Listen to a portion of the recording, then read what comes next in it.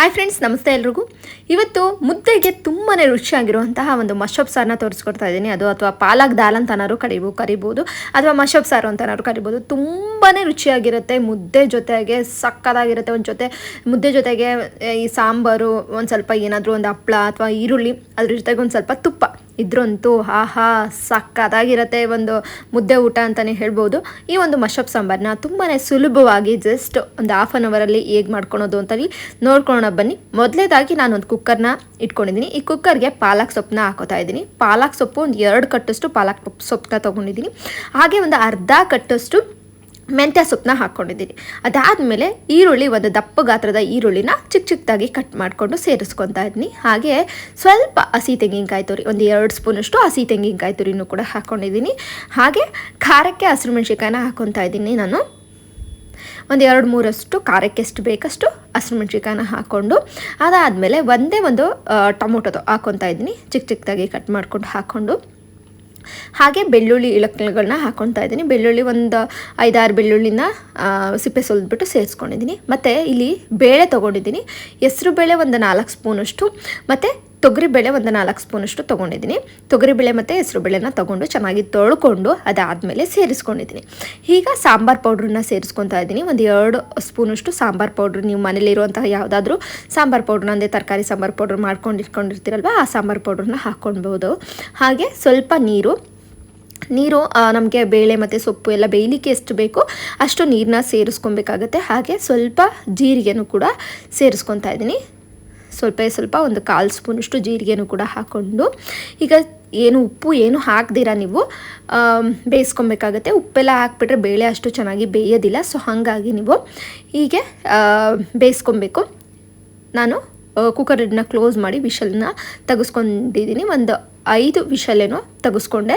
ಚೆನ್ನಾಗಿ ಸೊಪ್ಪು ಬೇಳೆ ಎಲ್ಲನೂ ಕೂಡ ಮಸ್ಕೊಳೋ ರೀತಿ ಚೆಂದ ಬೇಯಬೇಕು. ಸೊ ಹಾಗಾಗಿ ನೀವು ಒಂದು 5-6 ವಿಷಲ್ ತೆಗೆಸ್ಕೊಬೇಕಾಗತ್ತೆ. ನೋಡಿ ಎಷ್ಟು ಚೆನ್ನಾಗಿ ಬೆಂದಿದೆ. ನೋಡಿ ವಿಷಲ್ನು ಕೂಡ ಓಪನ್ ಮಾಡಿ ತೋರಿಸ್ತಾ ಇದ್ದೀನಿ. ನೋಡಿ ಚೆನ್ನಾಗಿ ಬೆಂದಿದೆ. ನಾನು ಇದೇ ರೀತಿ ಸೌಟಲ್ಲಿ ಮಸ್ಕೊತಾ ಇದ್ದೀನಿ. ಅಂದರೆ ಚೆನ್ನಾಗಿ ಬೆಂದಿರೋದ್ರಿಂದ ನೀವು ಬೇಕು ಅಂತಂದರೆ ಮಸ್ಕೋಲು ಆ ಥರದ್ದು ಇರುತ್ತಲ್ವ, ಅದರಲ್ಲಿ ಮಸ್ಕೊಂಡ್ರೆ ಆಗತ್ತೆ. ನೋಡಿ ಈ ರೀತಿ ಚೆನ್ನಾಗಿ ಮಸ್ಕೊಬೇಕು. ಚೆನ್ನಾಗಿ ಬೆಂದಿರುತ್ತಲ್ವ, ನಾನು ಸೌಟಲ್ಲೇ ಚೆನ್ನಾಗಿ ಮಸ್ಕೊತಾ ಇದ್ದೀನಿ. ಇದಾದಮೇಲೆ ಇದಕ್ಕೆ ಒಗ್ಗರಣೆ ಮಾಡಿಕೊಂಡ್ರೆ ನಮ್ಮ ಸಾಂಬಾರು ರೆಡಿ ಆಗುತ್ತೆ.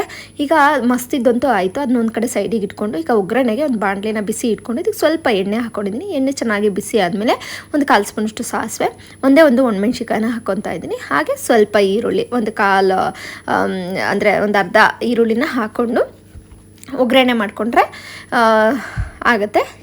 ಈರುಳ್ಳಿ ಎಲ್ಲ ಸ್ವಲ್ಪ ಚೆನ್ನಾಗಿ ಫ್ರೈ ಮಾಡಿಕೊಂಡು ಒಗ್ಗರಣೆನೂ ಕೂಡ ರೆಡಿ ಆಯಿತು. ಈಗ ಮಸ್ತ್ ಇಟ್ಕೊಂಡಿದ್ವಲ್ವ ಸೊಪ್ಪು ಬೇಳೆ ಎಲ್ಲನೂ ಕೂಡ ಮಸ್ತ್ ಇಟ್ಕೊಂಡಿರೋದಕ್ಕೆ ಈ ಒಗ್ಗರಣೆನ ಸೇರಿಸ್ಬಿಟ್ಟು ಚೆನ್ನಾಗಿ ಮಿಕ್ಸ್ ಮಾಡ್ಕೊಬೇಕಾಗತ್ತೆ.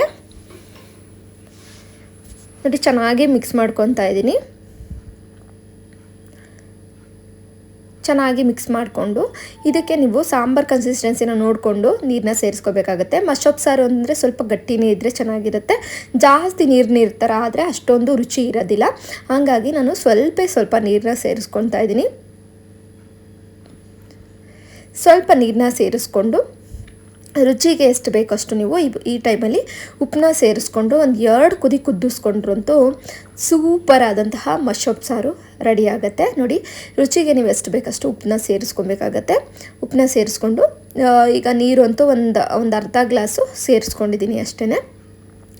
ಈಗ ಚೆನ್ನಾಗಿ ಮಿಕ್ಸ್ ಮಾಡಿ ಒಂದು ತಟ್ಟೆನ ಮುಚ್ಚಿ ಸ್ವಲ್ಪ ಚೆನ್ನಾಗಿ ಒಂದು 2 ಕುದಿಬೇಕು ಸಾಂಬಾರು. ಅಂದರೆ ಉಪ್ಪೆಲ್ಲ ಚೆನ್ನಾಗಿ ಕರಗಿ ಹಿಡಿಬೇಕು, ಸಾಂಬಾರಿಗೆ ಎಲ್ಲ ಹೊಂದ್ಕೊಳೋ ರೀತಿ ಒಂದು 2 ಕುದಿಬೇಕು. ಸೊ ಹಾಗಾಗಿ ನೋಡಿ ಒಂದು 2 ಕುದಿಸ್ಕೊತಾ ಇದ್ದೀನಿ. ಒಂದು 2 ಕುದಿಸ್ಕೊಂಡ್ರೆ ನಮ್ಮ ಮಶಪ್ ಸಾರು ರೆಡಿಯಾಗಿ ಹೋಗುತ್ತೆ. ತುಂಬಾ ಸಿಂಪಲ್ಲು, ಬಟ್ ತುಂಬಾ ರುಚಿಯಾಗಿರುತ್ತೆ. ಅಷ್ಟೇ ಹೆಲ್ದಿ ಕೂಡ ಅಂತಲೇ ಹೇಳ್ಬೋದು.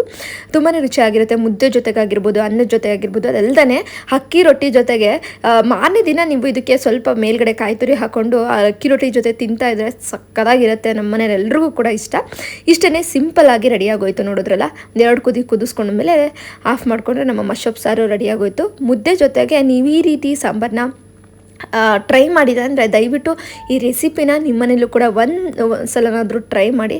ತುಂಬಾ ರುಚಿಯಾಗಿರುತ್ತೆ. ಇಷ್ಟ ಆದರೆ ಲೈಕ್ ಮಾಡಿ, ಕಮೆಂಟ್ ಮಾಡಿ, ಶೇರ್ ಮಾಡಿ ಸ್ನೇಹಿತರೆ. ನನ್ನ ಚಾನಲ್ಗೆ ಸಬ್ಸ್ಕ್ರೈಬ್ ಮಾಡಿ.